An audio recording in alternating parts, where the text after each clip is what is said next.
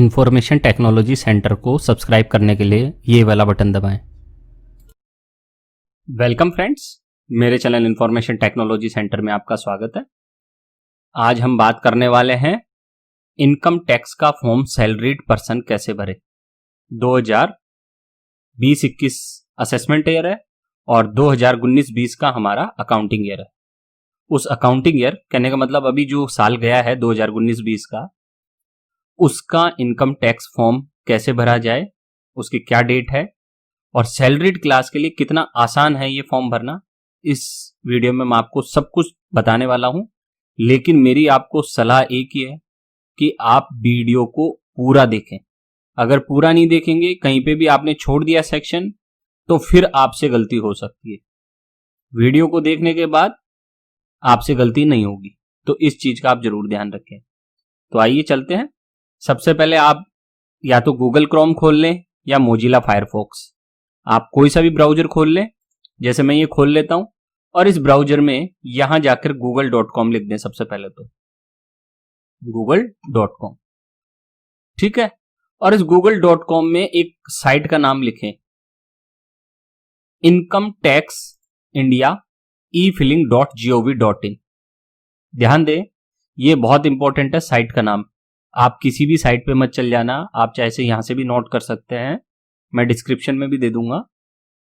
https फिर ये www.incometaxindia.e-filing.gov.in, इस साइट पर आपको जाना है और यहां काम करना है। ये ऑथेंटिक भारत सरकार की साइट है, ठीक है। फिर आपका जैसे ये खोलेंगे, ये कुछ आ जाएगा विंडो, आप इसको यहां से बंद कर सकते हैं। ये बोल रहा है pre validate your bank account to receive your refunds as well as enable EVC. आप इसको चाहें तो इसको लॉगिन करके कर सकते हैं। हम अभी आपको स्टेप बाय स्टेप लेके चलते हैं सब पे। देखिए कैसे करते हैं इसको। सबसे पहले आपका अगर रजिस्टर नहीं है इस साइट पे, अगर आपने पहले कभी इनकम टैक्स नहीं भरा है, तो आप अपने आप को सबसे पहले रजिस्टर कर लें यहाँ पे, ठीक। मैं आपको छोटा सा बता देता हूं कैसे रजिस्टर होता है। ये देखिए मैंने रजिस्टर पर क्लिक किया है। अब आपसे पूछेगा सेलेक्ट यूजर टाइप, तो आप इंडिविजुअल हैं। जितने भी सैलरी क्लास लोग हैं वो सब इंडिविजुअल होते हैं। तो मैंने ये क्लिक कर दिया है और अब मैं कंटिन्यू पे क्लिक कर रहा हूं। जैसे ही कंटिन्यू पे क्लिक करूंगा, ये 4 स्टेप्स स्टार्ट हो जाएंगी, 1 2 3 4। अब यहां आपको अपना पैन नंबर लिखना है। जो पैन नंबर आपका होता है, पैन कार्ड पे लिखा होता है, कैपिटल लेटर्स में होता है, ध्यान रखना, स्मॉल लेटर्स में नहीं लिखना है। फिर ये सरनेम पूछ रहा है, तो आपका जो सरनेम हो वो यहां लिख देना। आपका नाम का सरनेम, यानी कि जो पीछे होता है अपनी कास्ट वगैरह, वो यहां जनरली आता है, ठीक है। जैसे मान लीजिए मेरा नाम है पवन कुमार लक्षकार, तो सरनेम में लक्षकार आएगा, मिडिल नेम में कुमार आएगा और फर्स्ट नेम में पवन आएगा। इस तरीके से आप इसको डिवाइड करेंगे।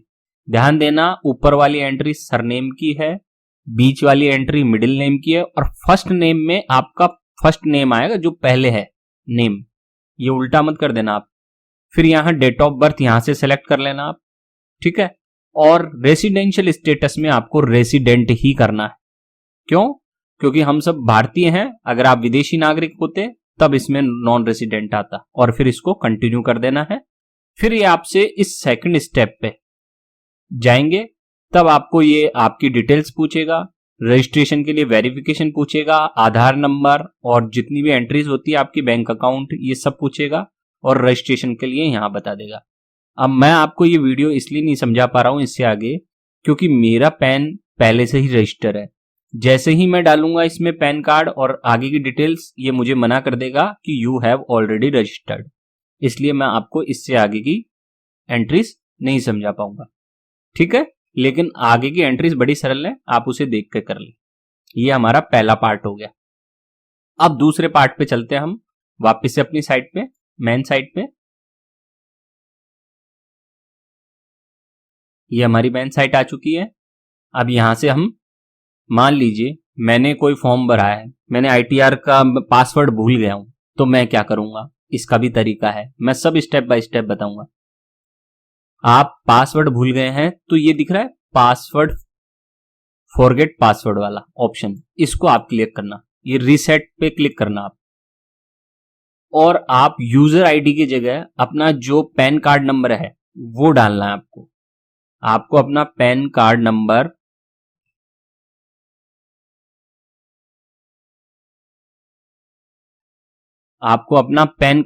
यहां टाइप करना है, और ये जो कैपेचा है, ये जो कैपेचा का कोड है उसे यहां लिखना है। देखिए मैं लिख देता हूं,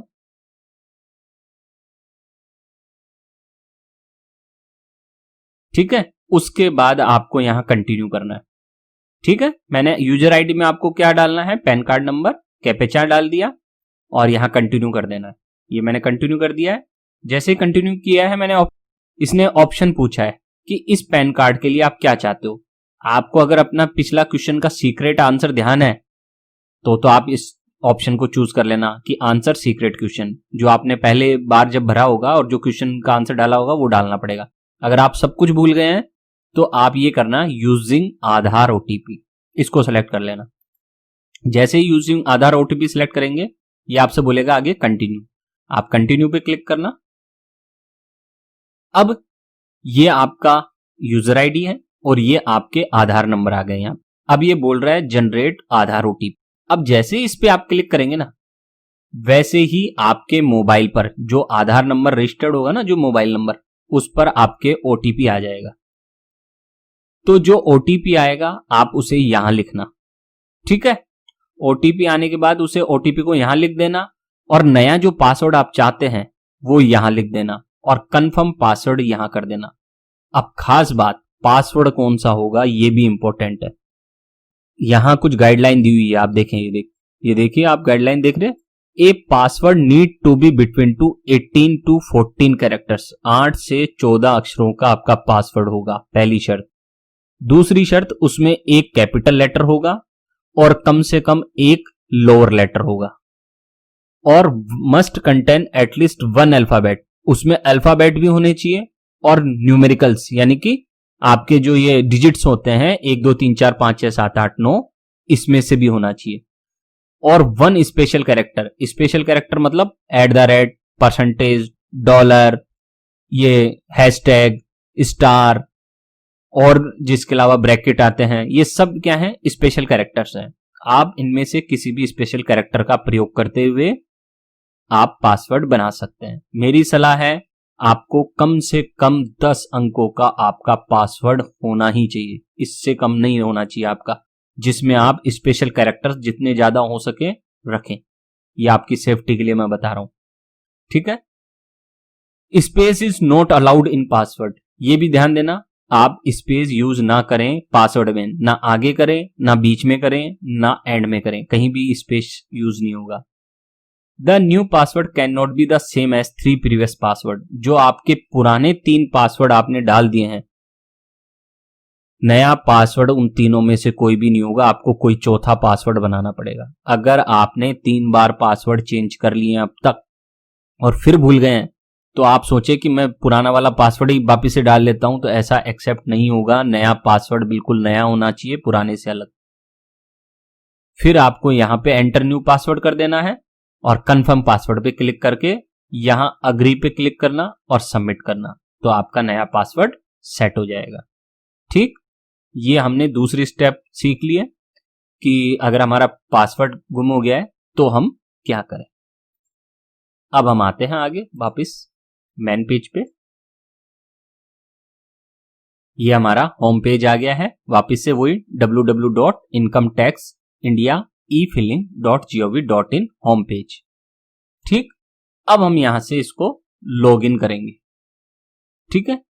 लॉगिन करने के लिए आपको यहां अपना पासवर्ड डालना है और यहां पे अपना पैन कार्ड नंबर डालना है। ध्यान दे, इनकम टैक्स की साइट पे यूजर आईडी का मतलब हमेशा पैन कार्ड होता है। ये मैंने अपना पैन कार्ड नंबर टाइप कर लिया है और पैन कार्ड हमेशा कैपिटल लेटर्स में होगा, ये भी ध्यान रखना। अब मैं यहां ये जो कैपेचा है वो यहां टाइप कर देता हूं बड़ी सावधानी के साथ। ये मैंने टाइप कर दिया है और अब मैं ये जो लॉगिन का बटन है इस पे क्लिक कर देता हूं।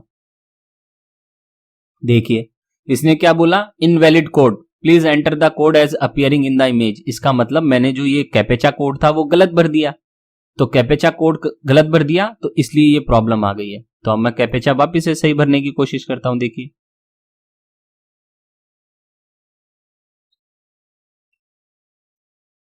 कई बार कैपेचा में बड़ी दिक्कत आती है। क्यों आती है दिक्कत? क्योंकि वो इस प्रकार के होते हैं कि उनका पहचानना ही कठिन हो जाता है कि ये क्यू है, ओ है या जे है, तो उस वजह से ये दिक्कत आ जाती है। जैसे ही आप एंटर करेंगे पासवर्ड और लॉगिन डिटेल्स, आप यहां पहुंच जाएंगे। दिख रहा है आपको? ये डैशबोर्ड है, ये डैशबोर्ड है, ये माई अकाउंट है, ये ई फाइल है, ई प्रोसीडिंग, ई निर्वाण, ऐसे कई है। ये प्रोफाइल सेटिंग, आपकी जो प्रोफाइल है इनकम टैक्स इंडिया के पास, उसको आप यहां से देख सकते हैं। और अगर लिंक करना है आधार से तो आप यहां से आधार से अपने इस आईटीआर को और जो आपका ये इनकम टैक्स इंडिया के पास प्रोफाइल है उसे यहां से लिंक कर सकते हैं। ठीक है, तो अब हम बारी बारी से बात करते हैं। सबसे पहले डैशबोर्ड पे देख लेते हैं हम। यहां दे रखा है ऑप्शन व्यू रिटर्न्स फॉर्म्स। ये क्या है ऑप्शन? ये बताता है कि अब तक आपने, ये मैं सेलेक्ट कर लेता हूं। देखिए ये पेज खुल गया है, पैन नंबर डला हुआ आ गया ऑटोमेटिकली, और सेलेक्ट एन ऑप्शन। ऑप्शन में पूछ रहा है आप क्या देखना चाहते हो, तो मैं देखना चाहता हूं मेरे इनकम टैक्स रिटर्न्स। तो मैंने क्लिक किया और यहां मैं सबमिट कर देता हूं। जैसे ही सबमिट किया, अब तक के मेरे जितने भी आईटीआर थे वो सब यहां आ जाएंगे कि किस किस साल में मैंने कौन कौन सा आईटीआर भरा है और वो प्रोसेस्ड हुआ है या नहीं है। इन सब की यहां पर जानकारी आ जाएगी। अब यहीं से मैं आपको एक दो चीजें और बता देता हूं। सैलरी क्लास के लोग हमेशा आईटीआर 1 भरते हैं। जितने भी सैलरीड पर्सन हैं, चाहे से वो प्राइवेट हो या गवर्नमेंट एम्प्लॉई हो, केंद्र सरकार के कर्मचारी हो या राज्य सरकार के कर्मचारी हो, समस्त कर्मचारी प्राइवेट और गवर्नमेंट सेक्टर के वो आईटीआर 1 भरेंगे। ठीक है, और हमेशा आपको ओरिजिनल चूज करना है। जहां यह है ना कि किस प्रकार का आईटीआर भरना चाहते हैं, तो आपको क्या चूज करना है? हमेशा ओरिजिनल। ओरिजिनल, और जो फिलिंग सेक्शन है, ओरिजिनल का फिलिंग सेक्शन हमेशा 139(1) होता है। जब भी आप आईटीआर भरेंगे, फ्रेश आईटीआर भरेंगे, नया आईटीआर भरेंगे, तो उसका सेक्शन नंबर कौन सा होगा? 139(1). ठीक है, और कभी रिवाइज्ड अगर भरते हैं, रिवाइज्ड क्या होता है कि आपने पहले कोई भर दिया आईटीआर, मान लीजिए किसी साल का, और उसमें कोई त्रुटि रह गई, इनकम टैक्स डिपार्टमेंट ने आपको कुछ नोटिस भेजा कि आपकी तरफ से त्रुटि रह गई है, गलत भरा गया आईटीआर, तो आप दोबारा भरते हैं। यानी कि उसी साल के रिटर्न को आप जब दोबारा भरते हैं तो उसे कहते हैं रिवाइज्ड आईटीआर, और ये होता है सेक्शन 139(5) के तहत। उम्मीद है आपको ये छोटी सी जानकारी समझ में आई होगी। इस चीज को देख लें। अब हम वापस से डैशबोर्ड पे चलते हैं। ये हम डैशबोर्ड पे आ गए हैं। अब आपको इनकम टैक्स रिटर्न भरने से पहले दो चीजें तैयार करनी है। पहली चीज मैं आपको बता देता हूं। देखिए यहां आपको जाना है माई अकाउंट पे। ये देख रहा है, ये डैशबोर्ड था, अब ये इधर माई अकाउंट। इस माई अकाउंट पे जाने के बाद आप ये डाउनलोड कर ले, view form 26AS tax credit. इसको जरूर डाउनलोड कर ले। क्यों डाउनलोड कर लें और क्या काम आता है? इसमें आपके इस साल का जितना भी टैक्स कटा है, जितनी भी इनकम हुई है, उन सब का लेखा जोखा होता है। अब आप बोलेंगे ये तो फॉर्म नंबर 16 में भी होता है। नहीं, फॉर्म नंबर 16 में केवल आपका एम्प्लॉयर का होता है, बैंक का नहीं होता। अगर आपके बैंक से आपको 10,000 से ज्यादा ब्याज प्राप्त हुआ है तो वो टैक्सेबल है और उस पर टैक्स लगेगा। तो इसीलिए मैं कह रहा हूं ये फॉर्म नंबर 26AS डाउनलोड कर लें, इससे आपको सारी जानकारी मिल जाएगी। अभी देखिए मैं करता हूं, इस पे क्लिक करता हूं। इस पे क्लिक करने के बाद ये बोल रहा है कंफर्म, आप साइट पे जाना चाहते हैं?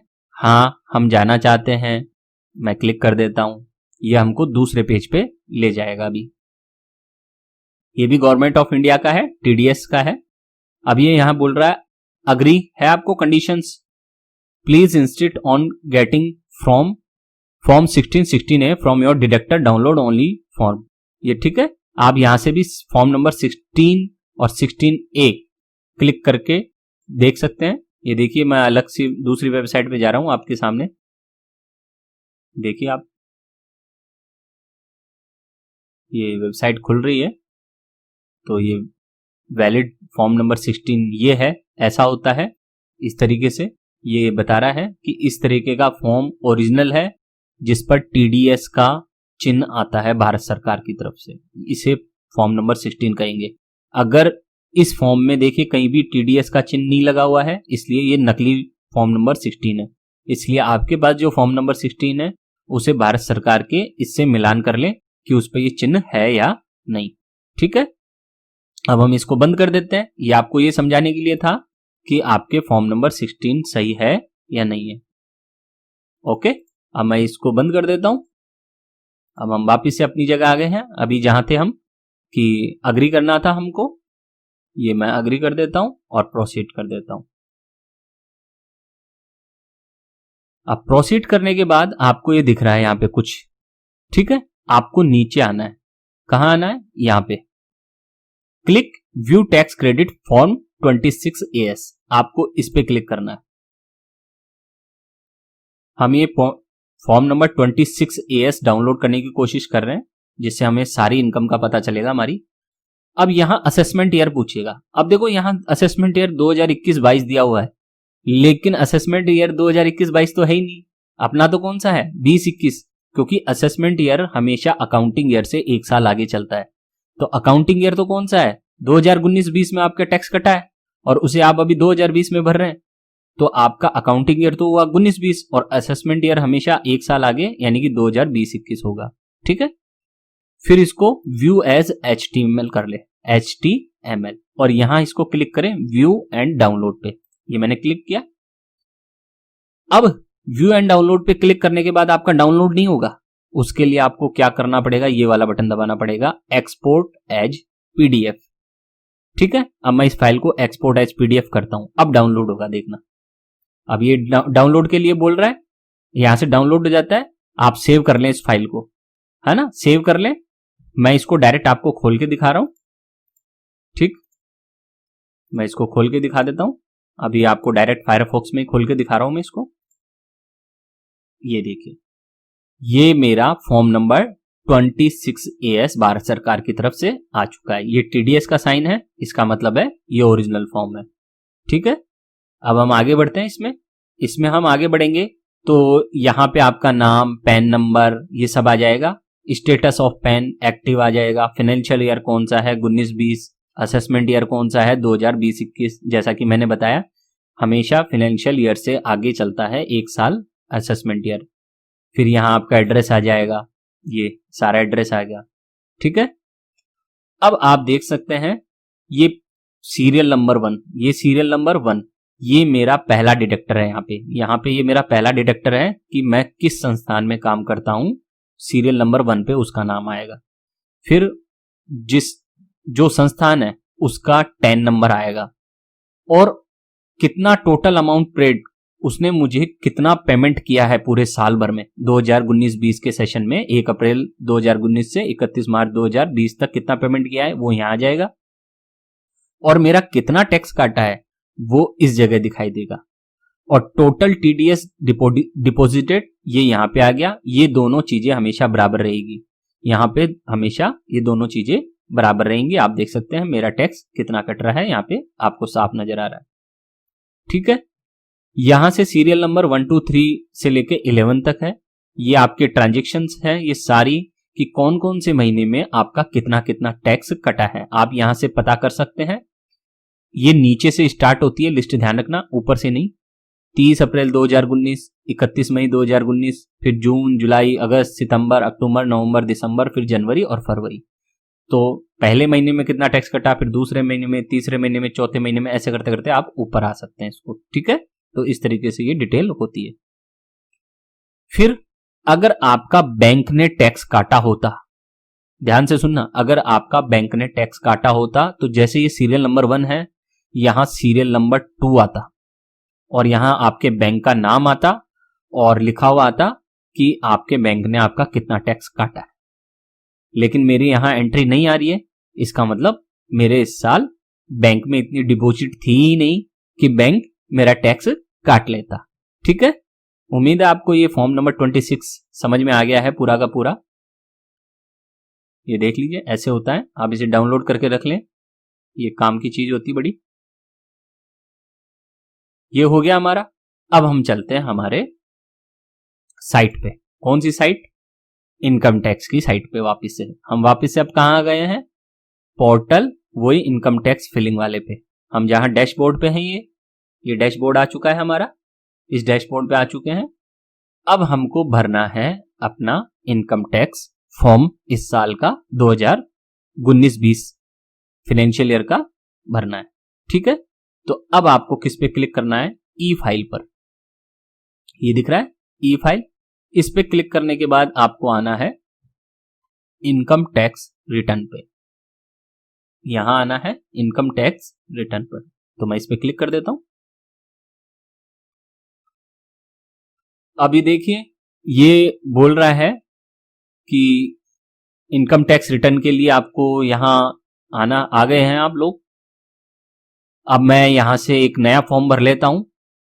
मैंने थोड़ा सा पहले ट्राई किया था फॉर्म भरने का, फिर मैंने आप लोगों की हेल्प के लिए उसे बंद कर दिया, उसे नहीं भरा था, इसलिए मैं अब वापस से नया फॉर्म भरना हूं आपके सामने। To file a fresh income tax form, click here. तो जैसे ही आप इनकम टैक्स वाले उस पर क्लिक करेंगे ऐसा खुलेगा आपके पास। कहां से? ये हम ई फाइल पे गए थे, ई फाइल पे जाने के बाद मैंने किस पे क्लिक किया है? इनकम टैक्स रिटर्न पे। तो जैसे ही क्लिक करेंगे फ्रेश फॉर्म आपके पास ऐसा दिखाई देगा। और इस फ्रेश फॉर्म पर आपको क्या करना है? आपका पैन नंबर ऑटोमेटिकली आ जाएगा यहाँ पे। असेसमेंट ईयर आपको चूज कर लेना है, जैसा कि मैंने बताया असेसमेंट ईयर कौन सा है हमारा? 2020-21, क्योंकि हम 19-20 की सैलरी के बारे में यहाँ जानकारी देने वाले हैं। अब आईटीआर फॉर्म नंबर, मैंने हमेशा बोला है कि सैलरी क्लास के लिए कौन सा आईटीआर एप्लीकेबल है? आईटीआर 1। इसमें कंफ्यूज नहीं होना, आईटीआर 1 है आपका। अब फिलिंग टाइप, फिलिंग टाइप में देखो क्लिक करो आप, तो हम कौन सा भर रहे हैं?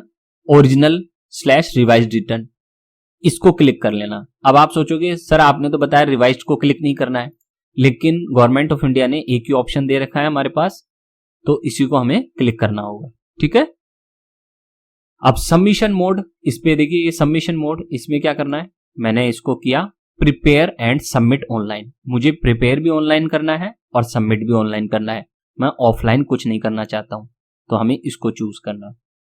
ठीक, जैसे ही किया, अब यहां चूंकि मेरे बैंक अकाउंट्स ऑलरेडी लिंक्ड है पैन कार्ड से और भारत की आईटीआर संस्था से, इनकम टैक्स इंडिया से, तो मेरा यहां पे ऑलरेडी आ चुका है डिटेल्स। अब मैं इनमें से एक चूज कर लेता हूं। कौन सा? मैं लेटेस्ट आईटीआर को चूज कर लेता हूं। अब इसका क्या होगा कि पिछले आईटीआर में मैंने जो इंफॉर्मेशन डाली थी वो ऑटोमेटिकली कॉपी होकर मेरे यहां आ जाएगी नए आईटीआर में, तो मुझे अपना नाम, गांव का पता, सब कुछ मुझे भरने की जरूरत नहीं पड़ेगी, ये ऑटोमेटिकली सब कुछ वहां से ले लेगा। लेकिन ले लेगा एक चीज है, दूसरी चीज अगर उसमें कोई गलती है तो उसे आपको सुधारना होगा। आप कल को ये नहीं कह सकते हैं कि ये पहले से ही फिलिंग आ चुकी थी, पहले से भरी हुई आई थी, इसलिए मैं समझ नहीं पाया। अगर कोई त्रुटि होती है तो उसे आपको सुधारना है। तो मैं अभी इससे ले लेता हूं और मैं यहां पे कंटिन्यू करता हूं। देखिए इस पे कंटिन्यू पे, ठीक। अब ये बोल रहा है I agree to check all the prefilled data, यानी कि personal income, deductions, bank account, tax details, जितना भी पहले से भरा हुआ आएगा उस सबको आप चेक करेंगे, आपकी जिम्मेदारी है, पहले ही बोल दिया है इनकम टैक्स इंडिया ने। ठीक, मैं अग्री कर देता हूं और कंटिन्यू कर देता हूं। अब ये आ गया है हमारा इनकम टैक्स का फॉर्म पूरा का पूरा। अब ये दिखने में तो बहुत भारी भरकम लगता है, बहुत कठिन लगता है कि हे भगवान कुछ गलती हो गई तो क्या हो जाएगा। कुछ नहीं होने का है, डरने की कोई जरूरत नहीं है। ये बहुत सरल, एकदम बिल्कुल सरल होता है, इसीलिए इसका नाम सहज इंडियन इनकम टैक्स रिटर्न रखा गया है। इस आईटीआर 1 का नाम क्या रखा गया है? सहज इंडियन इनकम टैक्स रिटर्न। तो इसलिए आपको घबराने की जरूरत नहीं है, और अभी मैं बताऊंगा, आप पूरा वीडियो देखना तो आपको हेल्प मिलेगी। अब इसकी कुछ गाइडलाइंस पढ़ लें आप जरूर। For individuals being a resident, ये फॉर्म उन लोगों के लिए है जो रेसिडेंट है। Having total income up to 50 lakhs, जिनकी इनकम सैलरी से 50 लाख रुपए तक सालाना है, ये उनके लिए है ये फॉर्म, 50 लाख रुपए से अधिक वालों के लिए नहीं है। हैविंग इनकम फ्रॉम सैलरीज, जिनकी सैलरी से इनकम हो रही है 50 लाख से कम। वन हाउस प्रॉपर्टी है जिनके पास केवल एक ही घर है। अदर सोर्सेस इंटरेस्ट एटसेट्रा, वो भी है उनके पास। मान लीजिए आपने कोई बैंक में पैसा जमा करा रखा है, उससे आपको ब्याज आ रहा है, तो भी आपको यही फॉर्म भरना है। 5 लाख ये एग्रीकल्चर इनकम अप टू 5000, अगर आपको कृषि से 5000 तक की आय हो रही है तब भी आपको यही फॉर्म भरना है ITR 1। तो ये सारी कंडीशंस जिसके अप्लाई हो रही है वो ITR 1 भर सकता है। ठीक, फिर है आगे, अब हम देखते हैं इसमें ये एक कई टैब्स आती हैं। ये इंस्ट्रक्शन टैब है, ये पार्ट ए जनरल इंफॉर्मेशन की टैब है, ये computation of income and tax की टैब है, ये टैक्स डिटेल की है, ये टैक्सेस पेड एंड वेरिफिकेशन की है। फिर ये शेड्यूल की आ जाती है, ये शेड्यूल 80D आता है, शेड्यूल 80G और ये शेड्यूल 80GGA की। अब हम इनको बारी बारी से देखते हैं। पहले इंस्ट्रक्शन पे चलते हैं हम। यहाँ कुछ इंस्ट्रक्शंस दिए हुए हैं, आप इन्हें जरूर एक बार पढ़ लें। अगर पहली बार भर रहे हैं तो इन्हें जरूर भर लें, ये बहुत ज्यादा जरूरी होता है। ठीक है, अगर आपने देखिए, it is a good practice to save your work frequently. आप अपना जो भी वर्क करते जा रहे हैं उसे सेव ड्राफ्ट में करते जाइए। The saved draft will be available for 30 days from the date of saving. आपने यहां से जब जब फॉर्म भरते जाएं आप इसको सेव करते जाएं और ये 30 दिनों तक आपके पास अवेलेबल रहेगा। कि आपने आधा भर दिया तो फिर वापस कल भर सकते हैं, फिर कल भर सकते हैं, ऐसे। ये नहीं कि एक ही बार में आपको ये भरना जरूरी है ITR। आपको जैसे जैसे वक्त मिलता है, जैसे जैसे समझ में आता है, वैसे वैसे आप 1 दिन 2 दिन 4 दिन 10 दिन 15 दिन में भर लीजिए। 30 दिन तक ये वैलिड रहता है। ठीक है, तो हमने ये इंस्ट्रक्शन पढ़ लिए हैं। अब हम आगे चलते हैं, इसको सेव कर लेते हैं। अब हम आगे बढ़े, प्रीव्यू एंड सबमिट। अब हम इसमें क्लिक नहीं करेंगे, हमको कहां करना है, ये एरो पे। यहां आप क्लिक नहीं करना है, ना तो एग्जिट पे करना है, ना प्रीव्यू सबमिट पे करना है। हमें कहां चलना है, नेक्स्ट पे। ठीक है, तो मैं नेक्स्ट का बटन दबाता हूं। नेक्स्ट का बटन दबाते ही हम दूसरी टैब पे आ गए हैं। हम चाहते तो यहां से भी डायरेक्ट जा सकते थे, लेकिन मैं आपको स्टेप बाय स्टेप बता रहा हूं। हम दूसरी टैब पे आ गए हैं। कौन सी टैब है ये, पार्ट ए जनरल इंफॉर्मेशन की। इसमें आप देखिए, आप अपना पैन नंबर चेक कर लीजिए जो यहां लिखा हुआ है। अच्छा, खास बात एक चीज देखिए, जहां जहां ये स्टार आए, ये दिख रहा है आपको स्टार रेड कलर में, जहां जहां ये स्टार आएगा वहां वहां वो कंपलसरी है डाटा भरना। ठीक, तो सबसे पहले पैन हमारा लिखा हुआ है, आ गया है। मैं इसको चेक कर लेता हूं मेरा सही है क्या। फिर फर्स्ट नेम मेरा सही है, मैंने देख लिया। लास्ट नेम मेरा सही है, मेरा मिडिल नेम कोई है ही नहीं, इसलिए यहां आया ही नहीं है। फिर मेरा आधार नंबर, अगर मेरा आधार नंबर यहां गलत दिख रहा है मुझे, तो मैं उसे सही कर सकता हूं। ये आपकी जिम्मेदारी है कि अगर आपका आधार नंबर गलत हो गया है किसी कारणवश, तो आप उसे सही कर ले। ठीक, फिर हम आधार एनरोलमेंट आईडी, अगर मान लीजिए मेरा आधार नंबर नहीं है, तो मैं यहां अपने आधार नंबर का जो अभी अभी मैंने बनाने की कोशिश की है आधार नंबर, मैं यहां पे लिख सकता हूं। आप अपनी एनरोलमेंट आईडी भी लिख सकते हैं। फिर यहां आपकी डेट ऑफ बर्थ आ जाएगी, यहां आपका मोबाइल नंबर आ जाएगा, यहां आपकी ईमेल आईडी आपको लिखनी है जो आपकी ईमेल आईडी है। फिर यहां आपके फ्लैट नंबर आ जाएगा, आप कौन सी जगह रहते हैं, कौन सी रोड पे रहते हैं, कौन सा शहर है आपका, कौन सा कंट्री है, ऑब्वियसली इंडिया हो जाएगा आपका, है ना, ये आ जाएगा सब कुछ। और फिर यहां ये जिप कोड छोड़ देना खाली, यहां जिप कोड में कुछ नहीं आएगा। Name of premise building village, यहां आप चाहे तो कुछ लिख सकते हैं अगर आपके विलेज का नाम कुछ है तो। यहां एरिया लोकेलिटी में आ जाएगा जो आपका एरिया है, स्टेट में आ जाएगा कौन सा स्टेट है, और पिन कोड जो आप जिस जगह से ये भर रहे हैं फॉर्म उसका पिन कोड आ जाएगा। ठीक, एक चीज मैं आपको सलाह देता हूं कि जो आधार में आपका एड्रेस है वही एड्रेस आप लेके चले अगर नया भर रहे हैं तो। अब यहां आता है nature of employment. Nature of employment में देखिए यहां सेलेक्ट लिखा हुआ, मैं इस पर क्लिक करता हूं। ये पूछ रहा है कौन से आप एम्प्लॉई हैं, सेंट्रल गवर्नमेंट के हैं, स्टेट गवर्नमेंट के हैं, पब्लिक सेक्टर अंडरटेकिंग्स यानी कि जो सरकारी कंपनियां होती हैं उनके हैं, या कोई पेंशनर है, या अदर। अदर का मतलब कोई प्राइवेट कर्मचारी हैं क्या, प्राइवेट समस्त कर्मचारी अदर्स का ऑप्शन चूज करेंगे। ठीक, फिर उसके बाद हम चूज कर लेते हैं। जैसे मैं सेंट्रल गवर्नमेंट का हूं तो मैंने चूज कर लिया। अब हमारे यहां ऑप्शन आ जाता है 139 ऑन और बिफोर ड्यू डेट। जाहिर बात है मैं इस फॉर्म को ड्यू डेट से पहले, यानी कि जो इसकी लास्ट डेट है उससे पहले ये फॉर्म भर रहा हूं, इसलिए मैंने क्या चूज कर लिया है 139 1 ऑन और बिफोर ड्यू डेट। मैं आपको बता देना चाहता हूं कि हमारे इनकम टैक्स भरने की लास्ट डेट 30 नवंबर है। क्लियर कर लें, 30 नवंबर है। नई डेट्स, पुरानी डेट्स चेंज हो गई हैं। 30 नवंबर 2020 भारत में नई डेट है इनकम टैक्स फाइल करने की। ठीक है, तो हम उससे पहले ही कर रहे हैं, इसलिए मैंने 139(1) सेक्शन 139(1) चुना है और यहां फील्ड अस रहने दे इसको। अब ये एक नया क्लोज आया है इस साल से, पहले ये नहीं हुआ करता था। ये क्या है बेसिकली, अगर किसी की इनकम 2.5 लाख से कम होती है तो उसे इनकम टैक्स रिटर्न फाइल करने की जरूरत नहीं होती। इनकम टैक्स रिटर्न फाइल करने की जरूरत उसे नहीं होती अगर उसके 2.5 लाख से इनकम कम है। और जिसका टैक्स कटा है, ध्यान दे, जिसका टैक्स कटा है उसे यहां नो करना है। जिसका टैक्स कट गया है और जिसकी इनकम 2.5 लाख से अधिक है उसे यहां नो करके चलना है।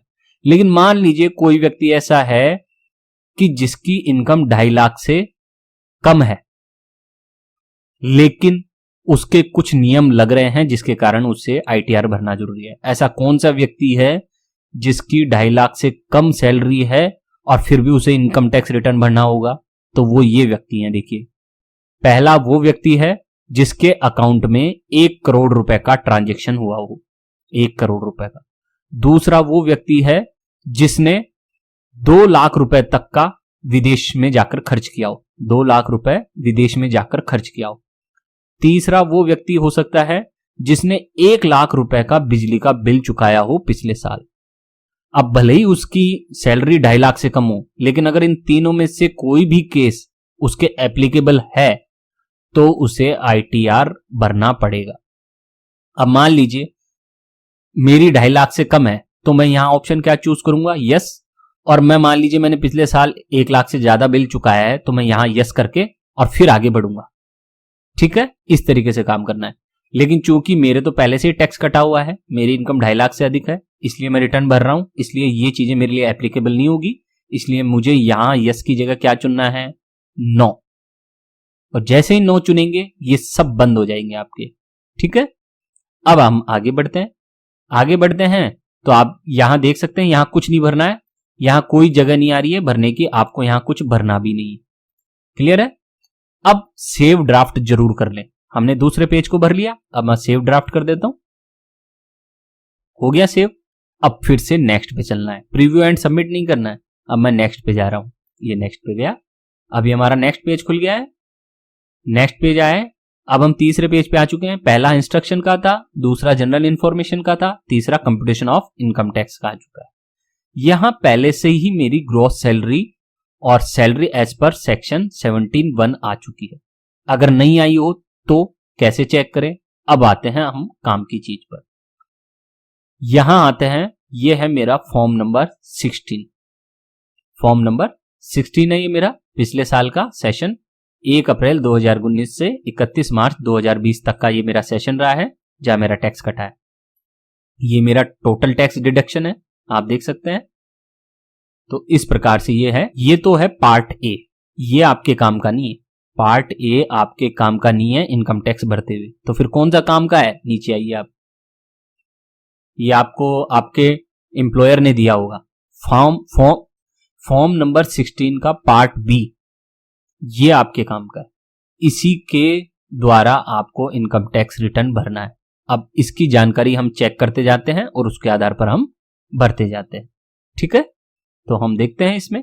सबसे पहले आप देखिए, अच्छा खास बात, जैसा आईटी इसमें फॉर्म में लिखा है ना, जैसा इस फॉर्म में लिखा हुआ है, सेम एंट्रियां आपको इस फॉर्म में देखने को मिलेंगी। कैसे? अभी मैं बताता हूं। देखिए, जैसे सबसे पहले लिखा हुआ है ग्रोस सैलरी। ग्रोस सैलरी को उन्होंने कितने भागों में बांटा है? ए प्लस बी प्लस सी, इन 3 भागों में बांटा है। तो हम ए सेक्शन को देखते हैं। 17A हमारे उसमें कहाँ है 17(1), तो इसमें 17(1) कहाँ है, ये देखिए ये रहा 17(1). तो 17(1) में मेरे कितने लिखा हुआ है 10,18,271 रुपए। तो मैं यहाँ अगर नहीं लिखा हुआ है सही तो मैं इसको सही लिख दूंगा, 10,18,271 मैंने सही लिख दिया, मेरे पहले से आ गया है। अगर आपके नहीं आए तो इसको लिख देना। अब देखते हैं 17(2) कहाँ है। 17(2) ये रहा, ये देखिए 17(2) value of request under section. तो ये 17(2) में मेरी कितनी है इनकम 0, तो मैंने यहां 0 भर दी। ठीक, फिर 17(3) कहाँ है, ये आपको ये चीजें नहीं देखनी, आपको ये सेक्शंस देखने हैं, उसके अनुसार काम करना है, तो आपसे गड़बड़ कभी नहीं होगी। 17(3) कहाँ है, तो देखिए 17(3) ये रहा 17(3), और यहां पे भी मेरे क्या लिखा हुआ है 0, तो मैंने यहां पे भी क्या लिख दिया 0। तो अब इन तीनों का टोटल कहां आ गया है, यहां। ध्यान दें, इन तीनों का जो टोटल है वो है हमारी ग्रोस सैलरी। तो मेरी ग्रोस सैलरी ये है 10,18,271 रुपए। ठीक, ये हमने एक पार्ट भर लिया।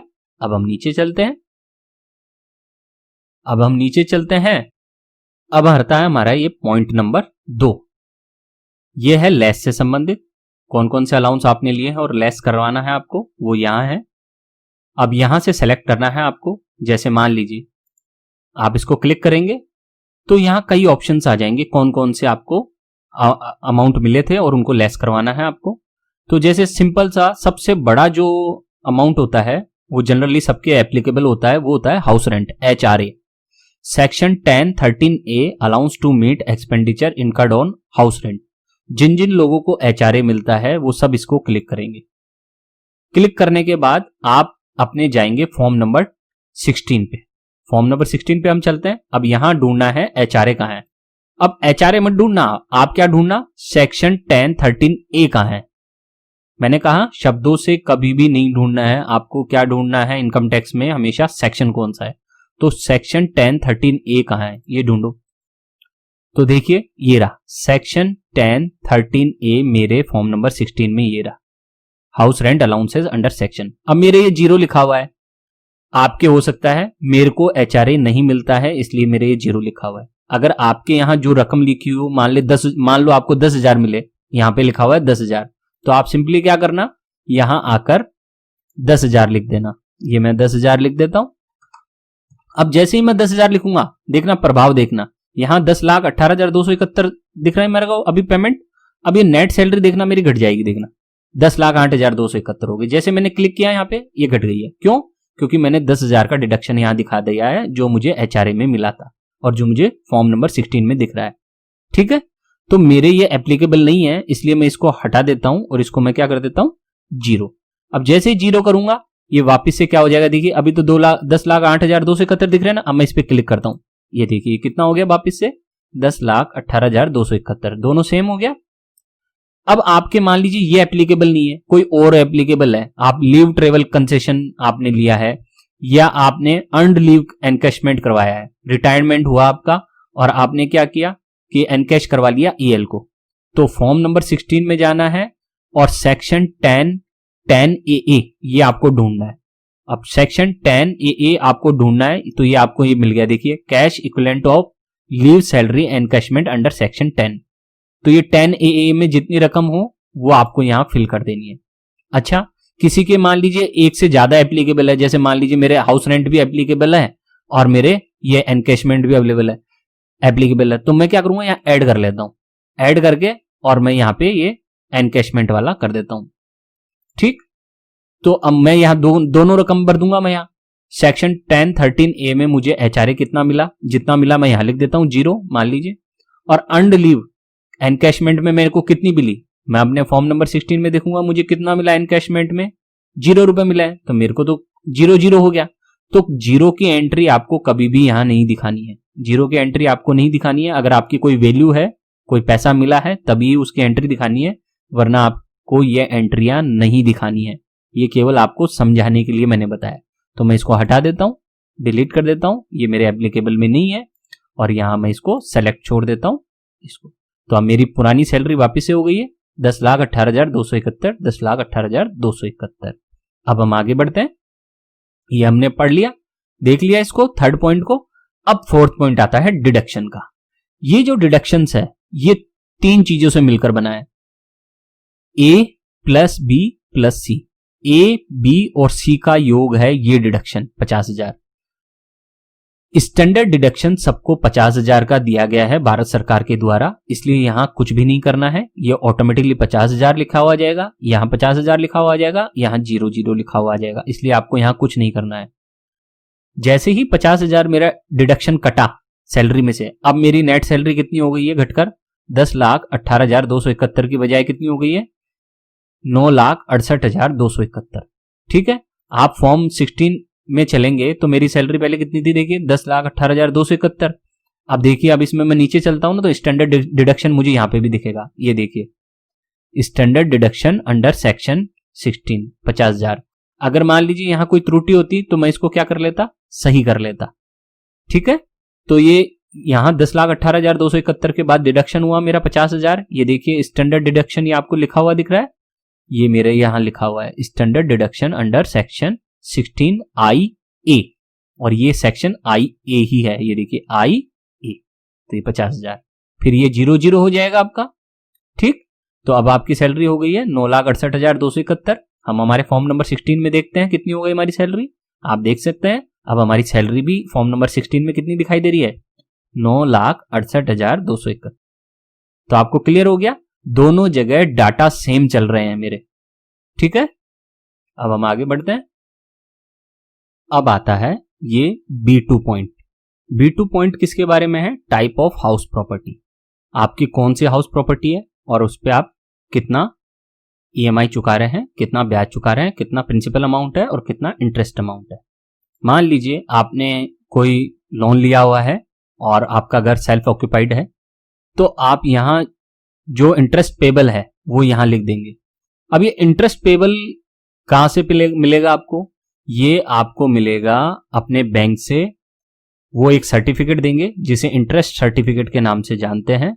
अगर आपने वो इंटरेस्ट सर्टिफिकेट अपने एम्प्लॉयर को, अपनी जो जिस संस्था में आप काम कर रहे हैं उसे जमा कराया होगा, तो आपको फॉर्म नंबर 16 में वो चीज दिखाई देगी, वो फॉर्म नंबर 16 में वो चीज दिखाई देगी। यदि आपने हाउस प्रॉपर्टी पर कुछ लिया है तो उसका सारा यहां दिखाई देगा। देखिए, लेकिन मेरे 00 दिख रहे हैं, इस कारण क्यों नहीं है, क्योंकि मैंने कोई लोन नहीं लिया हुआ है, इसलिए मैंने अपने एम्प्लॉयर को कुछ इस बारे में जानकारी भी नहीं दी है। अगर आपने जानकारी दी होगी तो आपको फॉर्म नंबर 16 में ही ये चीज देखने को मिल जाएगी। तो इंटरेस्ट पेबल, ध्यान दें, interest payable on borrowed capital, यहां आप अपना इंटरेस्ट लिख दें कि कितना आपने पिछले साल में ब्याज चुकाया है, जो कि आपको कैसे पता चलेगा, बैंक द्वारा दिए गए इंटरेस्ट सर्टिफिकेट से। फिर एक होता है प्रिंसिपल अमाउंट, उसे हम दूसरी जगह लिखेंगे, वो हम अभी बाद में बताएंगे। यहां आप अपने लिख दें कि कितना आपने ब्याज चुकाया है, इंटरेस्ट चुकाया है अपनी प्रॉपर्टी पे। एक चीज और ध्यान दें, HRA अगर आप लेते हैं तो आपको जो ये आपने इंटरेस्ट है ये आपको नहीं मिलेगा, क्योंकि यदि आप किसी और के घर में रह रहे हैं और किराया दे रहे हैं तो फिर आप ये इंटरेस्ट के क्लेम नहीं कर सकते। ठीक है ना, तो अगर आपका अपना घर है तो उसकी EMI चुका रहे हैं और आप उसका ब्याज चुका रहे हैं, तो उस पर जो पेमेंट होगा, जो उसका डिडक्शन होगा, वो यहां आप क्लेम कर सकते हैं। तो हम यहां देख सकते हैं interest payable on borrowed capital, मेरे केस में ये भी 0 है, इसलिए मैं ये भी 0 कर देता हूं। ठीक है, फिर हम आगे चलते हैं। यहां टोटल आ गया है, ये फिर से 0 हो गया है मेरा, क्योंकि मेरा कोई इनकम है ही नहीं, या मेरा कोई किसी प्रकार का मैंने लोन नहीं लिया हुआ है, इसलिए मेरा कोई इंटरेस्ट नहीं है। केवल ये एक एंट्री है जो यहां भरनी है आपको, ये केवल। ठीक, अब आगे आते हैं हम। अब आगे आते हैं तो आप देखेंगे income from other sources. Income from other sources से यहां आप देखेंगे इंटरेस्ट फ्रॉम सेविंग अकाउंट। यहां आपको देखना है कि आपके बचत खाते से आपको कितना ब्याज मिला है साल में, यहां इसकी एंट्री बहुत जरूरी है। तो आप इसके लिए अपने बैंक से पता कर लें कि आपको कितना ब्याज मिला है। जैसा कि मैंने कहा कि फॉर्म नंबर 26A में यहां शो होता है, फॉर्म नंबर 26A में यहां पे शो होता है। जब हम यहां चलेंगे तो ये पहला सीरियल नंबर आ गया, ये दूसरा सीरियल नंबर आ गया, यहां पे नहीं दिखाई दे रहा है, इसका मतलब है कि मेरे इतना डिपॉजिट हुआ ही नहीं, अमाउंट कि उस पर इतना ब्याज हो सके। 10,000 रुपए से जब ज्यादा ब्याज मिलता है बैंक के द्वारा हमें, तब हमारा टैक्स कटता है। ठीक है, तो आप यहां क्या करेंगे, आप यहां सिंपली जो आपका अमाउंट है, जितना बैंक ने आपको दिया है ब्याज के रूप में, वो लिख देंगे। वो लिख के फिर आगे चलेंगे। फिर आगे मान लीजिए आपको और कोई इनकम हुई है, यहाँ पे इनकम मान लीजिए आपको इनकम टैक्स रिफंड हुआ लाखों रुपए का, तो आपको उस लाखों रुपए से भी तो ब्याज मिला होगा या कुछ और इनकम हुई होगी, तो आप उस इंटरेस्ट को यहां जोड़ सकते हैं। जैसे मैंने किया interest from income tax refund, तो मुझे इनकम टैक्स रिफंड से कितना ब्याज मिला मैं यहां लिख दूंगा मैं। ठीक है, जो एप्लीकेबल हो आपको वही करना है, वरना ये सारे नहीं करने। फैमिली पेंशन से मेरे को कितना अमाउंट मिला मैं यहां लिख दूंगा। ठीक, और भी कोई है, और भी अदर कोई बैंक है मेरी, इंटरेस्ट फ्रॉम डिपॉजिट, मैंने डिपॉजिट करवा रखी है बैंक्स में एफडी वगैरह, तो उससे भी मैं यहां पे लिख दूंगा। कोई और इनकम है तो मैं सेलेक्ट करके यहां लिखता जाऊंगा, ऐड करता जाऊंगा। तो मेरे केस में ये एप्लीकेबल नहीं है, इसलिए मैं इसको डिलीट कर रहा हूं। ठीक, अब देखिए ये मेरा अमाउंट कितना हो गया है, 9,68,271। मेरा ये सेम चल रहा है 9,68,271, क्योंकि मेरा किसी भी प्रकार का कोई डिडक्शन नहीं है, ना कोई मेरी सैलरी हुई है अदर देन इन, आप देख सकते हैं किसी भी प्रकार की कोई मेरे सोर्स नहीं है इनकम का, केवल सैलरी सोर्स है, इसलिए मेरा सब कुछ सेम ही चल रहा है। अब हम आगे बढ़ते हैं इसमें, तो इसमें हम बढ़ते हैं, पहले मैं थोड़ा सेव कर लेता हूं फिर हम बताएंगे आपको। अब हम आते हैं, इसको देखते हैं। अब आते हैं हम हमारे पार्ट सी पे, ये डिडक्शंस है, इसको हमको 1 बाय 1 करके देखना है। कोरोना काल में सरकार ने एक राहत और दी है, आप इस लाइन को पढ़ें। Whether you have made any investment deposits payments between 1/4/2020 से 31/7/2020, यानी कि 1 अप्रैल 2020 से 31 जुलाई 2020 के बीच में भी अगर आपने कोई इन्वेस्टमेंट किया है, डिपॉजिट्स किए हैं, तो आप उसका भी क्लेम यहां से लिख सकते हैं। अगर आपने ऐसा किया है तो आपको यस करना है और फिर आगे आपको एंट्रीज भरनी है, लेकिन हमारे केस में ये एप्लीकेबल नहीं है, इसलिए मैंने इसको ऐसे की ऐसे खाली छोड़ दिया है। अब हम आते हैं पहले डिडक्शन पे, एटीसी में। एटीसी किसका है, लाइफ इंश्योरेंस का, इन सब का है। ये आपके ऑलरेडी भरा हुआ आएगा। अब जैसे मेरे यहाँ पे दिख रहा है 73,033 रुपए मेरे डिडक्शन हुआ है एटीसी का, तो मैं इसको चेक कर लेता हूं मेरे फॉर्म नंबर 60 से 16 में देख लेते हैं। तो ये देखिए एटीसी, आप शब्दों पे नहीं जाना, सेक्शन देखना। एटीसी में मुझे यहाँ क्या दिख रहा है, 73,033 रुपए, और यहाँ पे भी आप देख सकते हैं 73,033 रुपए है, इसका मतलब ये एंट्री सही है। दूसरी है entry 80CCC payment in respect pension fund, ये एप्लीकेबल नहीं है, इसको छोड़ देते हैं। 80CCD1 contribution to pension scheme of central government, इस स्कीम के तहत कितना इन्वेस्टमेंट हुआ है, कितना डिडक्शन हुआ है, ये देखिए यहाँ 76,967 दिख रहे हैं। अब इसे हम देख लेते हैं 80CCD1 को अपने फॉर्म नंबर 16 में, तो ये 80CCD1 दिख रहा है 76,967 रुपए, और यहाँ पे भी 76,967, इसका मतलब ये सही है। अब जो ये 80CCD1 भी है ना, ये उन लोगों के लिए है जो अलग से एनपीएस में और इन्वेस्टमेंट करते हैं। ये तो एनपीएस में पहले जो गवर्नमेंट कंपलसरी इन्वेस्टमेंट लेती है, जो डिडक्शन लेती है, वो है। यहां कुछ लोग क्या करते हैं, चाहे से वो एम्प्लॉयर हो या नहीं हो, बिजनेसमैन हो, कोई भी XYZ, वो क्या करते हैं, सेल्फ एम्प्लॉयड हो, वो क्या करते हैं, अभी जो भारत सरकार ने नई स्कीम लॉन्च की थी कि आप 1.5 लाख के अलावा और 50,000 की डिडक्शन ले सकते हैं, तो उसका अमाउंट कि आपने नई एनपीएस स्कीम में और कितना अमाउंट जमा करा रखा है, तो उसको भी आप यहां ले सकते हैं। मैक्सिमम आप 50,000 तक के बेनिफिट यहां पे टैक्स के डिडक्शन के लिए ले सकते हैं। तो अगर आपने अलग से अकाउंट खुला रखा है एक और एनपीएस का, तो उसकी वैल्यू आप यहां रख दें। ठीक है, मेरे केस में ये 0 है, इसलिए मैं 0 लेके चल रहा हूं। फिर है 80CCD2, इसको हम देख लेते हैं। यहां लिखा हुआ है 76,967, मेरे फॉर्म नंबर 16 में कितना लिखा हुआ है ये देख लेते हैं हम। ये देखिए 76,967, ये जो है 80CCD2, आप देख सकते हैं क्या लिखा हुआ है 80CCD2, तो हम इसको चेक कर लेते हैं यहाँ पे 80CCD2, ये मिल गया। ये देखिए नीचे की साइड में हम गए तो ये मिल गया 80CCD2। आपको सब कुछ आपके फॉर्म नंबर 16 में मिल जाएगा, यदि आपने अपनी सभी जानकारियां अपने एम्प्लॉयर को दे दी हैं, चाहे से वो हाउस रेंट की हो, चाहे से कोई भी इन्वेस्टमेंट की सभी जानकारियां अगर आपने अपने एम्प्लॉयर को दे दी हैं तो वो सब कुछ आपको अपने फॉर्म नंबर 16 में मिल जाएगा। तो 80CC-D2 के तहत 76,967 मेरा डिडक्शन हुआ है और यहाँ पे भी 76,967 दिखाई दे रहा है, तो इसका मतलब है मेरी एंट्री सही है। फिर आता है 80D, इसमें हेल्थ इंश्योरेंस आता है, जो ये मेडिकल पॉलिसी लेते हैं जिसे हम मेडिक्लेम के नाम से भी जानते हैं, उसकी एंट्रीज आती है। अब यहाँ बात ये आती है कि अगर आपने पहले से अपने एम्प्लॉयर को बता रखा है तो आपको फॉर्म नंबर 16 में मिल जाएगा ये। चूंकि मेरा कोई इस तरह का अमाउंट है ही नहीं 18D के नाम से, तो मुझे ये मिलेगा भी नहीं 18D की। ये देखिए आप, deduction in respect of health insurance premium under section 18D, मेरे 0 लिखा हुआ है क्योंकि मैंने कोई हेल्थ इंश्योरेंस ले नहीं रखा, तो 0 है। तो यहाँ पे भी मेरे क्या आ गया, ये देखिए मेरे यहाँ पे भी क्या आ जाएगा 0, ये देखिए दोनों में 0 आ गया है।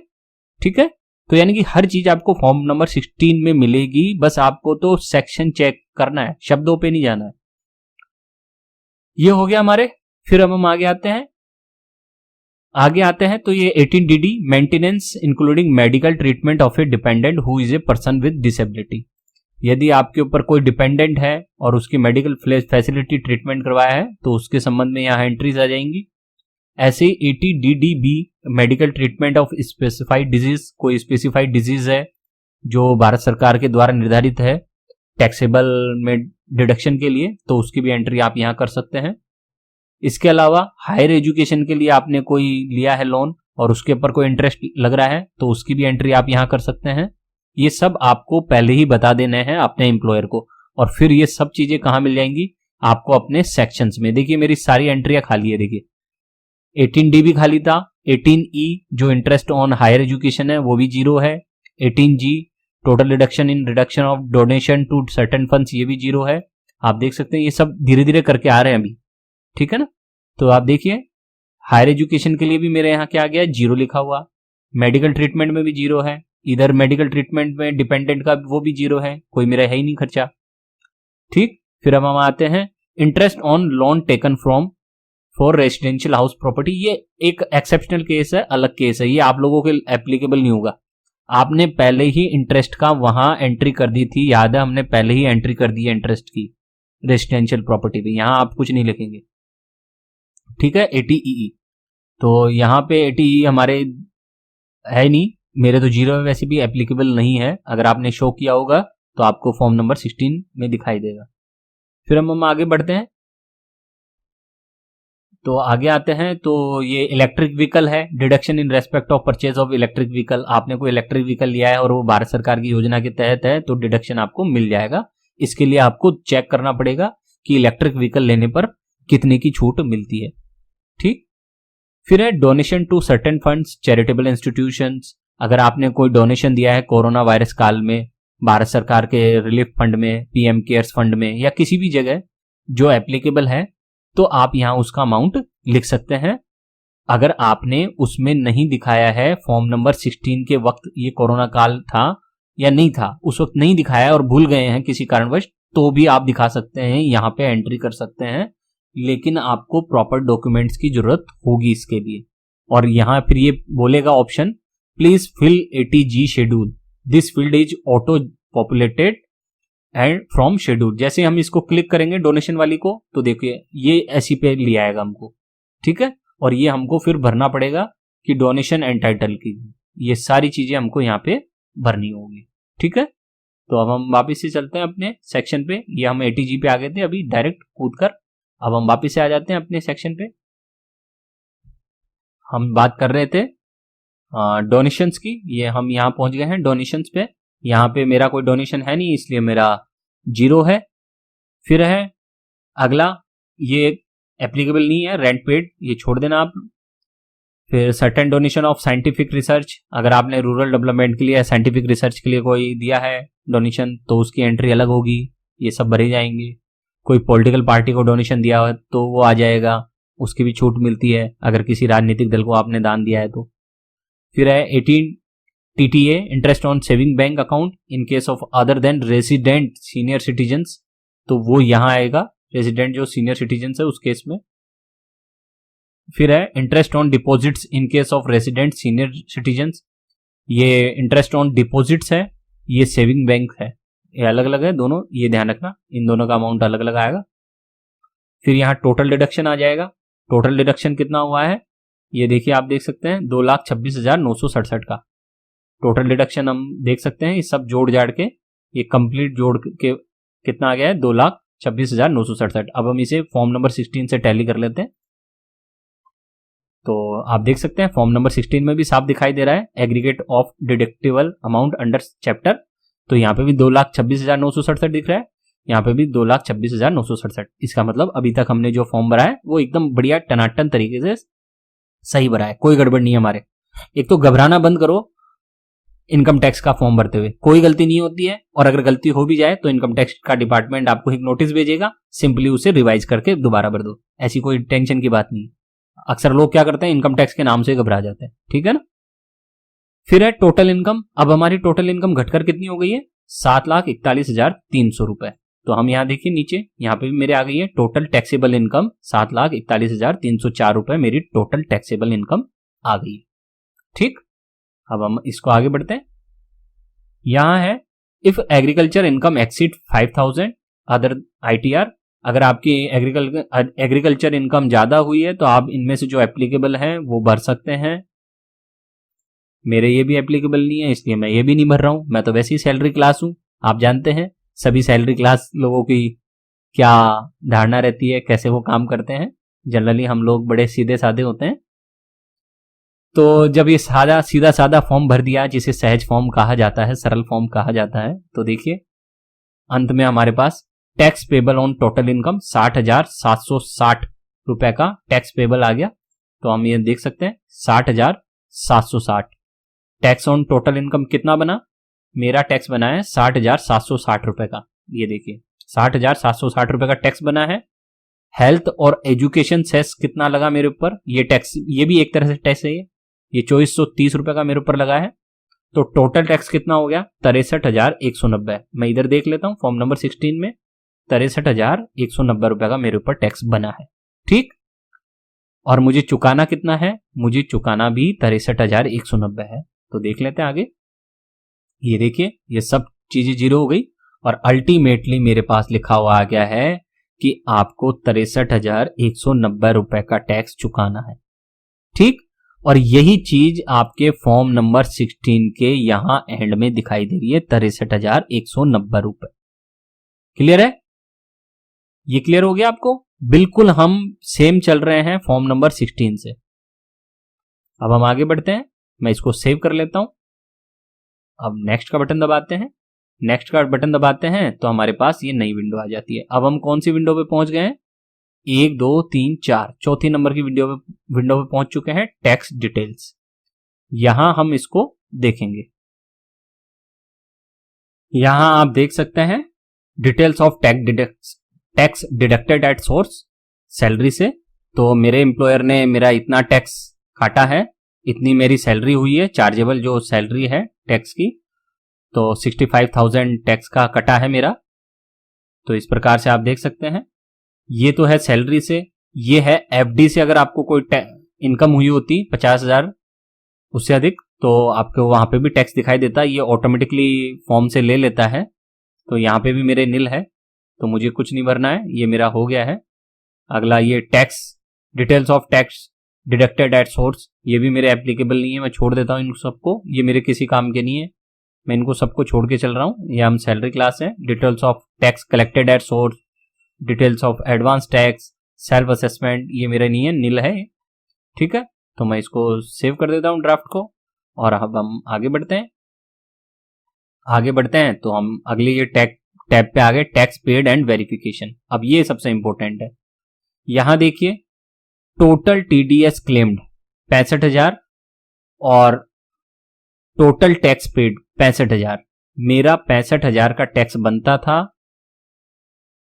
काटा गया है मेरा 65,000 का टैक्स, और बनता कितना था वो ही देखिए, हमने अभी अभी भरा था इधर, याद है आपको कि टैक्स हमारा कितना बना था। नीचे नीचे हम देखेंगे तो हमारा टैक्स इधर बना था, मैं अभी आपको दिखाता हूं, ये कंप्यूटेशन ऑफ इनकम टैक्स, इसमें ये देखिए ये हमारा टैक्स कितना बना था, 63,190 रुपए टैक्स बना था, याद है आपको, हमने इसको किया था। और अब हम यहां से वापस से चल रहे हैं कंप्यूटेशन ऑफ इनकम टैक्स से टैक्स पेड एंड वेरिफिकेशन पे चल रहे हैं। और मेरा कटा कितना है टैक्स, 65,000। बना कम था, ज्यादा कटा है, इसका मतलब मुझे रिफंड मिलेगा। कितने रुपए का रिफंड आने वाला है मेरे पास, 1810 रुपए मेरे ज्यादा काटे गए हैं टैक्स के रूप में इस साल, तो ये मुझे रिफंड के रूप में मिल जाएगा। अब यहां मैं चूज कर सकता हूं कि किस बैंक के अकाउंट में मुझे ये रिफंड चाहिए, तो मैंने ये चूज कर लिया है यहाँ पे अपने बैंक को कि मुझे इस बैंक के अकाउंट में ये रिफंड चाहिए। ठीक, फिर हम नीचे आते हैं, यहाँ आपका वेरिफिकेशन आ जाएगा, अपना नाम आ जाएगा, फिर यहाँ पे सेल्फ आप कर रहे हैं, इसको आप खुद भर रहे हैं, किसी के द्वारा नहीं भरा रहे हैं, तो इसे सेल्फ कर दें। यहाँ प्लेस में आप अपना स्थान लिख दें, जो भी जहां पे भी आप रहते हैं तो वहां का आप स्थान लिख दें। ठीक है, ये कोई इतना मैटर नहीं है कि आप सोचें कि मैं प्लेस में कौन सी जगह लिखूं, जो भी आपके आधार कार्ड में है, पैन कार्ड में है, वो लिख सकते हैं, ऐसे कोई घबराने की जरूरत नहीं है। ठीक, ये सब हो गया, तो मेरा टोटल टैक्स पेड है 65,000 और मेरा बना कितना था, कंप्यूटेशन ऑफ इनकम टैक्स में हमने देख लिया था, तो इस प्रकार से मेरा रिफंड 1810 आ रहा है। तो ये मेरी सारी एंट्रियां भर दी है मैंने सेलेक्ट कर लिया है किस अकाउंट में मुझे रिफंड चाहिए, ये यहां से सेलेक्ट कर लिया है मैंने। अब मैं इसको आगे बढ़ देता हूं। अब यहाँ ऑप्शंस आते हैं, please select the verification option. I would like to e verify, please ensure that you have valid Aadhaar, pre validated bank account, pre validated demat account, digital signature certificate registered in e filing against और PAN to use this option. ठीक है, या फिर I would like to e verify later within 120 days from date of filing, ये भी कर सकते हैं। तो आपको सबको क्या चुनना है वो ध्यान दें, आपको पहला ऑप्शन चुनना है, ज्यादा कंफ्यूज नहीं होना। हमको तो अपना वेरीफाई करना है ना, हम सबका आधार लिंक है, तो हम वेरीफाई कर देते हैं अपने इसके थ्रू। तो मैंने इसको क्लिक कर दिया है। अब मैं पहले सेव कर लेता हूं एक बार और।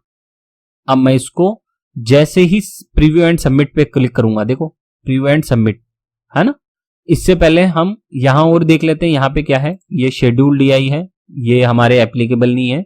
ये क्या है, details of investment, payments of the for the purpose of claiming deduction under chapter 16A, ये हमारे काम का नहीं है, इसलिए हमने इसको छोड़ रखा है।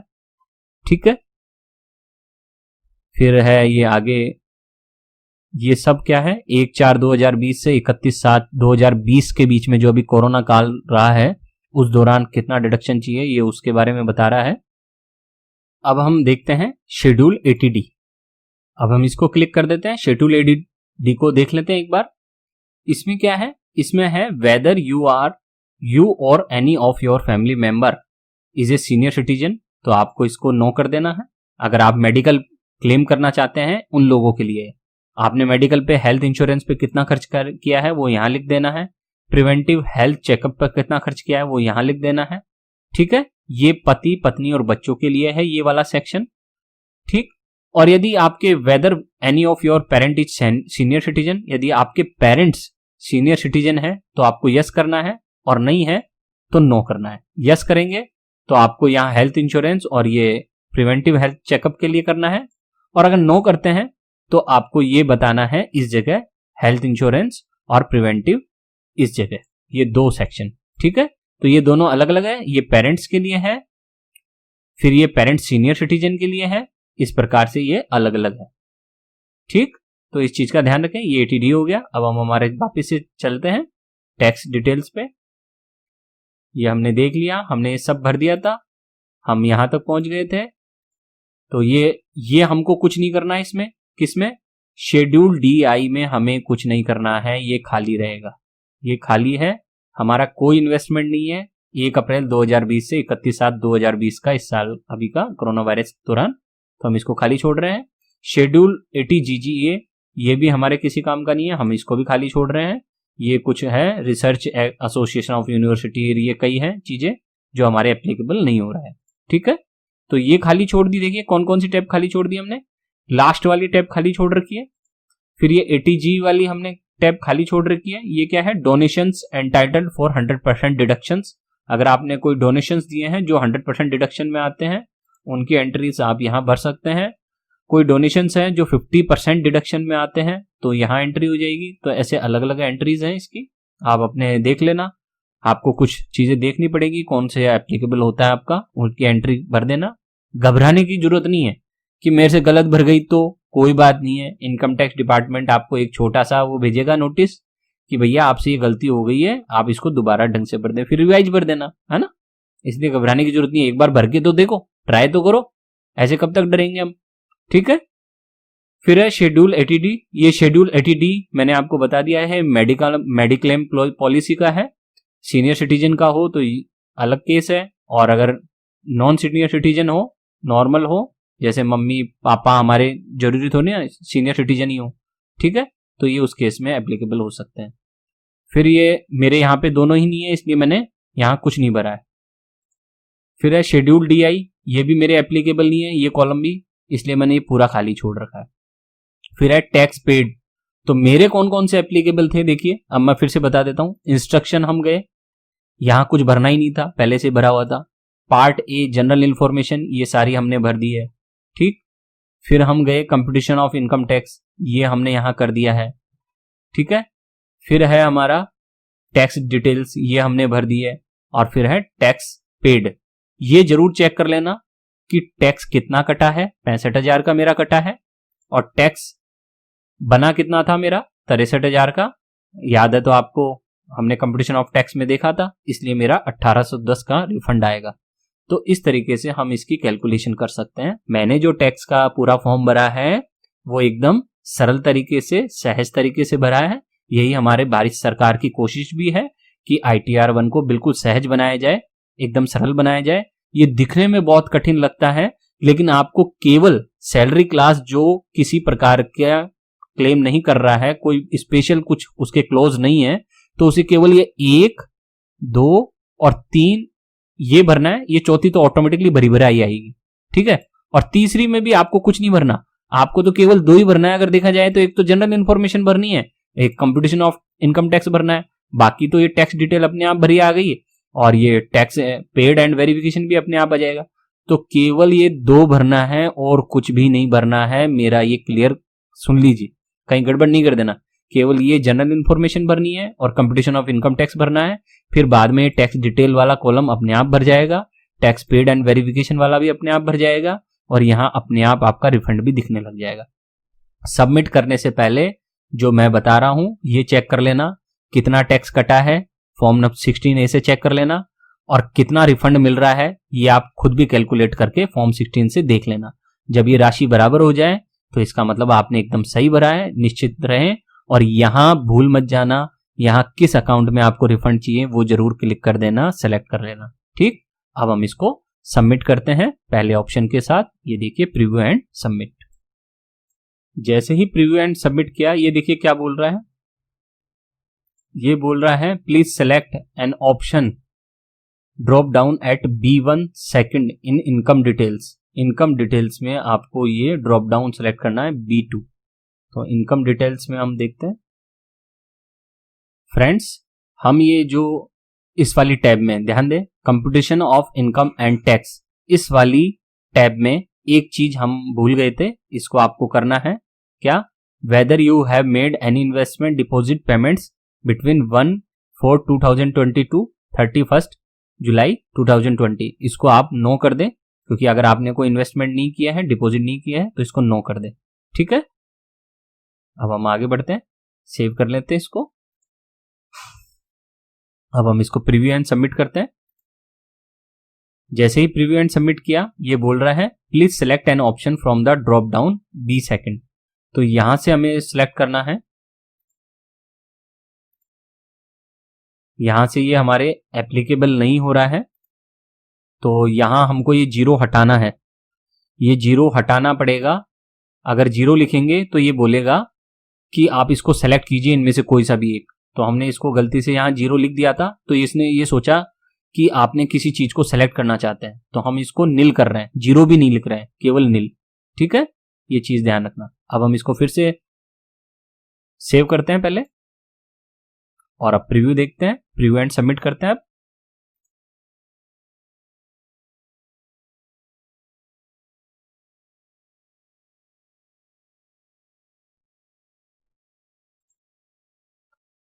ये इंटरेस्ट फ्रॉम सेविंग है,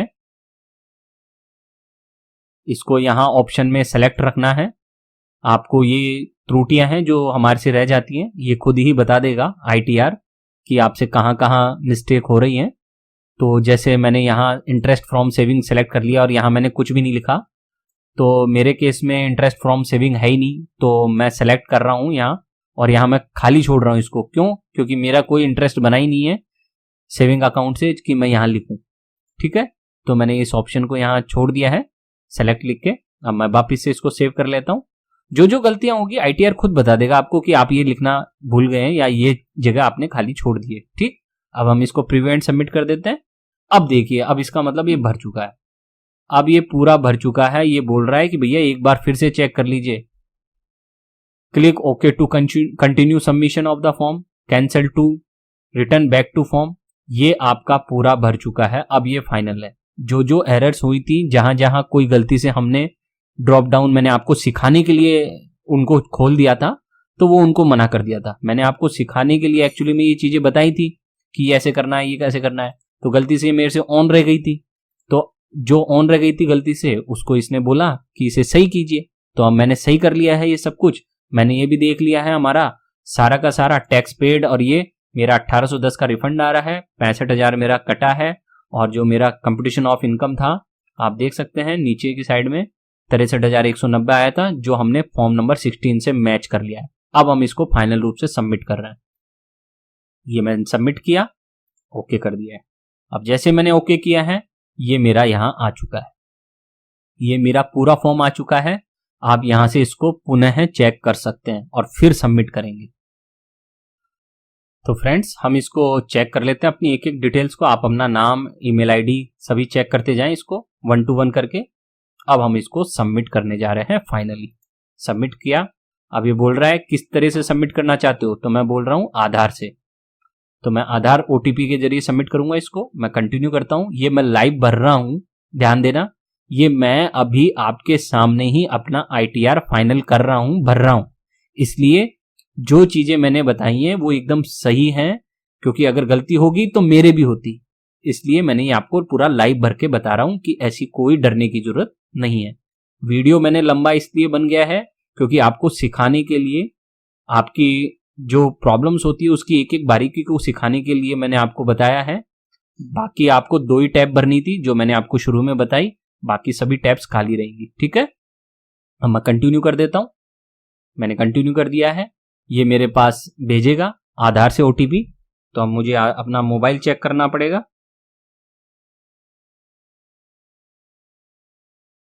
111 सेकंड है। ये सेकंड देता है कि इतने सेकंड में आपके पास OTP आ जाएगा। आप वेट करें।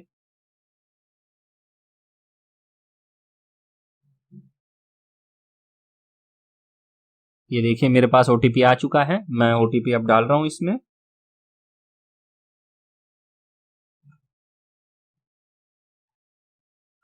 ये मैंने इसमें OTP डाल दिया है और अब मैं इसको सबमिट कर देता हूं। ये टाइम खत्म होने से पहले ये सबमिट करना है। ठीक, ये मैंने सबमिट कर दिया। सबमिट कर दिया है।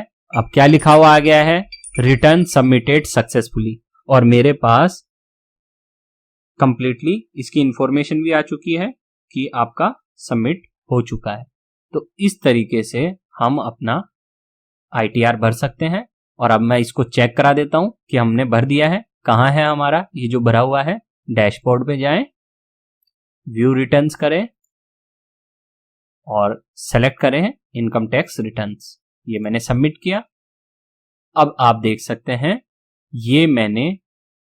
ये देखिए 2020-21 के असेसमेंट ईयर के लिए मैंने अपना ITR कब भरा।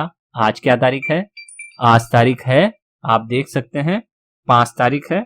5 तारीख को हमने हमारा ITR भर दिया है, 5 सितंबर 2020 को। और ओरिजिनल रूप में भरा है। फिलिंग सेक्शन हमारा 139(1) के तहत है। ये मेरा एक्नॉलेज नंबर है और ये मेरा स्टेटस है सक्सेसफुली E-वेरीफाइड, यानी कि मेरा सारा काम हो चुका है। अब जब इनकम टैक्स डिपार्टमेंट मेरा ये प्रोसेस कर देगा और मुझे रिफंड भेज देगा, तो यहां सक्सेसफुली E-वेरीफाइड की बजाय क्या आने लग जाएगा, ITR प्रोसेस्ड। उम्मीद है आपको ये वीडियो समझ में आया होगा। आप अपनी प्रॉब्लम्स को शेयर भी कर सकते हैं। मैं आपको 1-2 चीजें अभी अंत में फिर से बता दूं आप अपने एम्प्लॉयर को जितना भी आपका इन्वेस्टमेंट है उसकी जानकारी जरूर दें, तभी वो फॉर्म नंबर 16 में आपको दिखेगा। पहली बात। दूसरी बात, घबराए नहीं, इनकम टैक्स डिपार्टमेंट है, कोई डराने वाली संस्था नहीं है। जैसा कि भारत सरकार ने भी कहा है, इसे सहज फॉर्म नाम दिया है, आप बेफिक्र होकर भरें।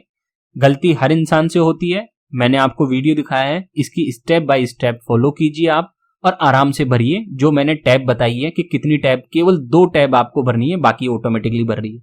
तो आपको कुछ करना ही नहीं है, बस 2 टैब में एंट्री भरनी है। लेकिन क्या है, इतना बड़ा दिखता है तो आप डर जाते हैं।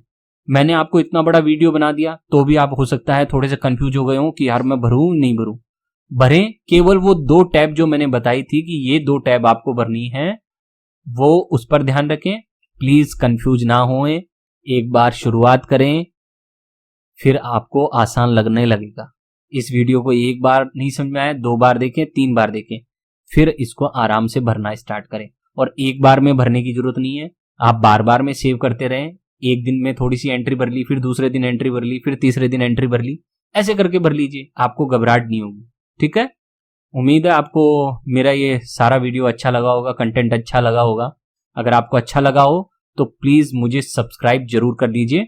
मैंने शेयर मार्केट पे भी वीडियो बनाए हुए हैं और आगे भी आपको कुछ ऐसे ही अच्छे वीडियो देखने को मिलेंगे। तो बहुत बहुत धन्यवाद, थैंक यू।